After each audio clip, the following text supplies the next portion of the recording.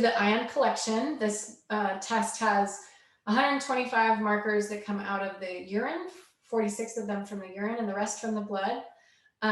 The first thing I'm going to talk about is what to take out before you do this collection.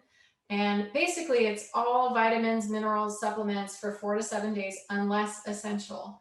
So I say unless essential because if you feel like you're going to fall apart without your magnesium, then you can go ahead and keep it in, and I'll read the test accordingly. Just so you know, we're going to be looking for the amounts of these nutrients and the functional need for these nutrients, all sorts of minerals, vitamins. We're going to look at glutathione levels.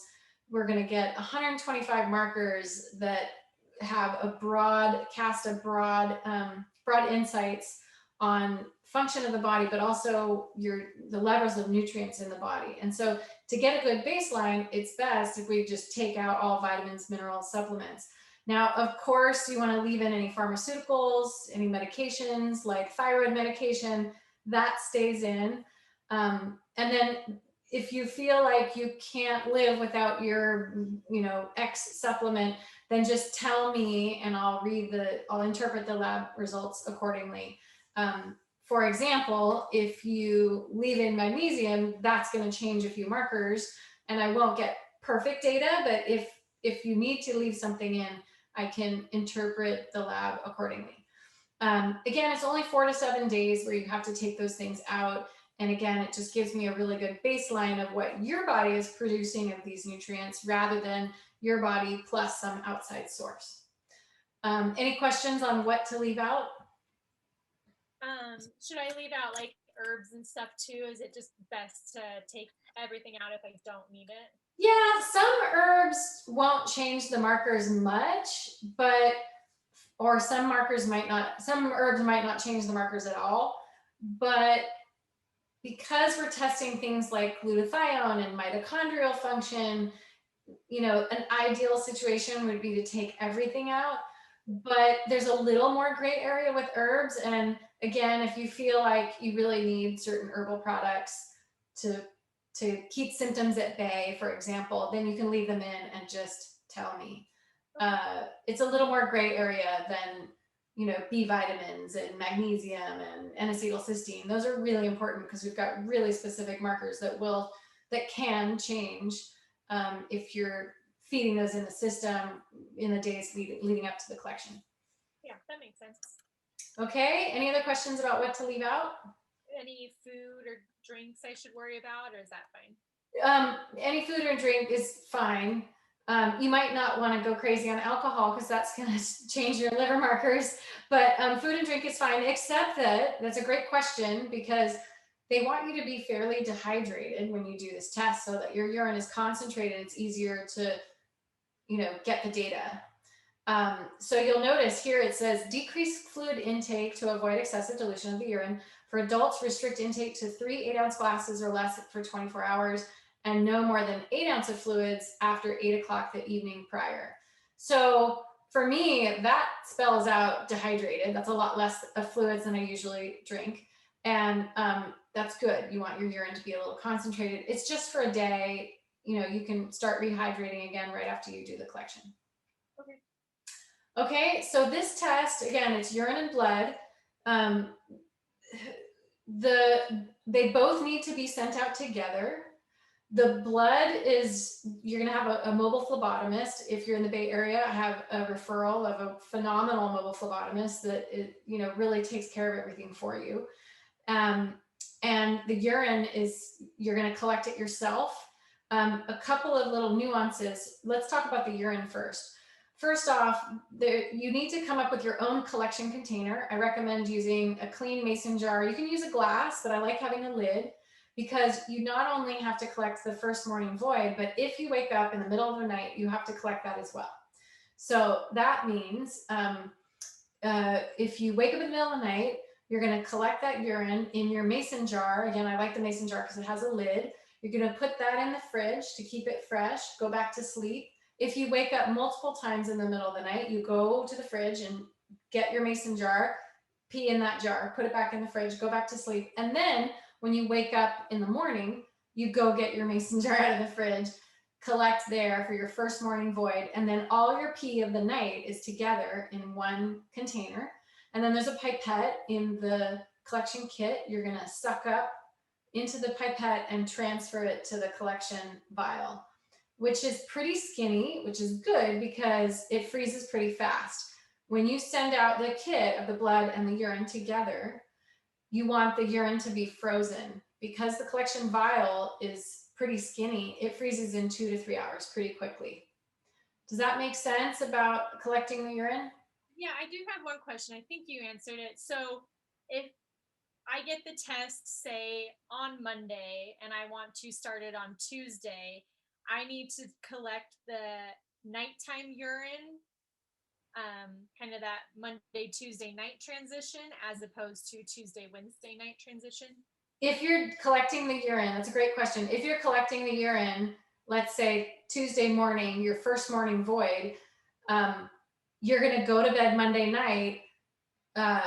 You're going to pee in the toilet before you go to bed, empty your bladder, that gets flushed down the toilet. But then once you go to bed, if you wake up in the middle of the night in that like Monday night, Tuesday morning transition, you have to collect that. Did that answer your question? Yeah, absolutely. But when I go to bed, I'm using the restroom. I go to sleep. If I wake up, I collect that. Correct. Okay. Once, let's say if you go to bed at 10 and you wake up at 6, like once you're getting to like 11 or 12, if you wake up around that hour, you have to collect. You really want to collect your first morning void and like the previous 6 hours, any pee that comes out in the previous 6 hours before you wake up in the morning. Okay? Great. And then, so the blood portion, again, you're going to have a mobile phlebotomist. I have a referral of somebody who comes to your home. Every city has mobile phlebotomists that'll come to your home and do the blood draw. Sometimes I get patients who ask, like, can I take it to Quest? Can I take it to an outside lab? Yes, you can, but it's a little bit of a crapshoot whether they're going to understand this particular test. It's not a common one. A lot of people have never heard of this test. It's a pretty complicated test that requires centrifuging and multiple vials.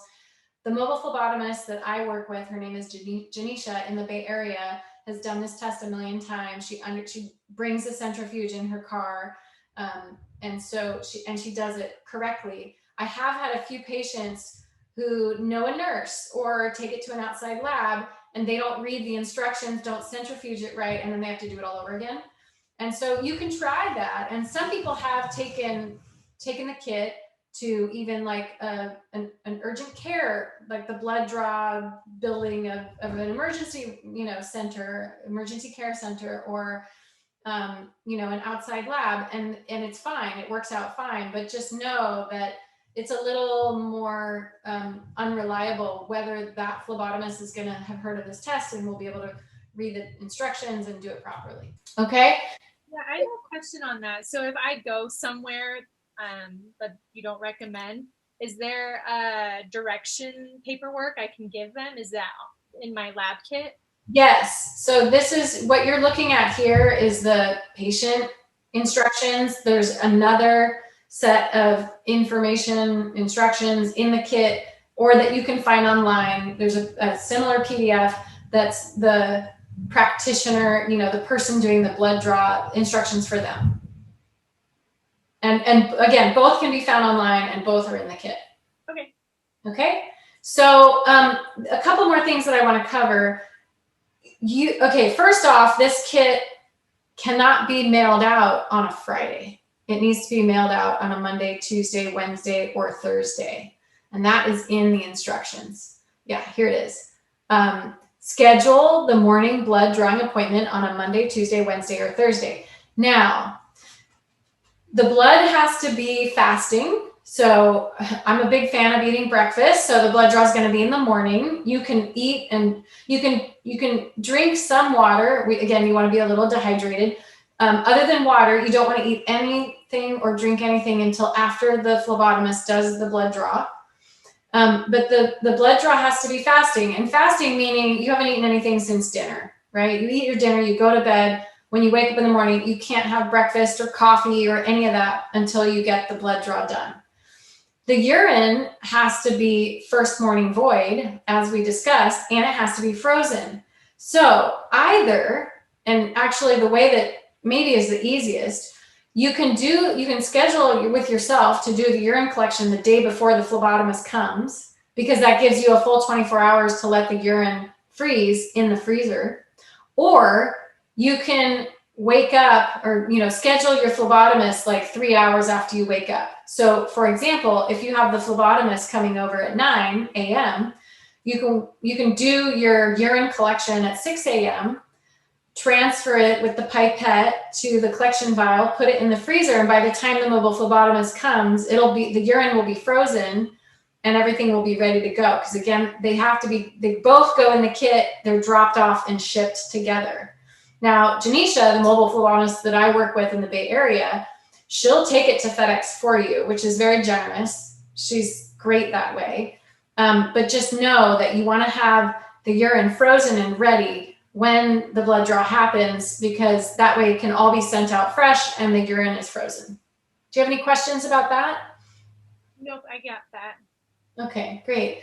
Then, and then the main downside of doing it the second way is that you have to wait to eat breakfast, right? If you're waiting for the urine to freeze in the freezer, you're also like having to wait to eat breakfast. So that's why some people prefer the first way of just doing the urine collection the day before you do the blood draw, so that you can wake up, do the blood draw right away, and have breakfast. Yeah. And So that once your blood is drawn, it needs to be sent out. So you have to have your urine done before the blood draw. Yeah, you kind of have to be prompt about getting the blood out, and they need to go out together, and the urine needs to be frozen. Okay. Okay, so the last thing about the urine being frozen, there are 3 little gel packs, like little ice packs in the kit, and they're teeny tiny. And most people, like including myself, open up the kit and go, there's no gel packs in here, but it's because they're tiny and they don't look like gel packs because they're like 1 inch by 2 inch. There's 3 of them. My advice is, as soon as you get the kit, open it up, read the instructions, start orienting yourself to the kit, to what's necessary to do the collection. Grab those little tiny gel ice packs and put them in the freezer right away so that they're ready, frozen, when you need to drop off the kit at FedEx. Because those are going to keep the samples cold. Okay? Do you have any other questions about the collection or what's included in the kit? I don't think so. I think that covered a lot right there. Great. Oh, one thing that I'll add in is, make sure here in the instructions you can see, make sure you write down, you want to fill out the requisition in full, and make sure you write down your first and last name, your date of birth, the vials need to be labeled and the requisition needs to be filled out, because the folks at the lab want to make sure that everything's labeled so that they can attribute it to the right patient. Okay. So nobody gets confused. Great. Okay, excellent. Well, thanks again.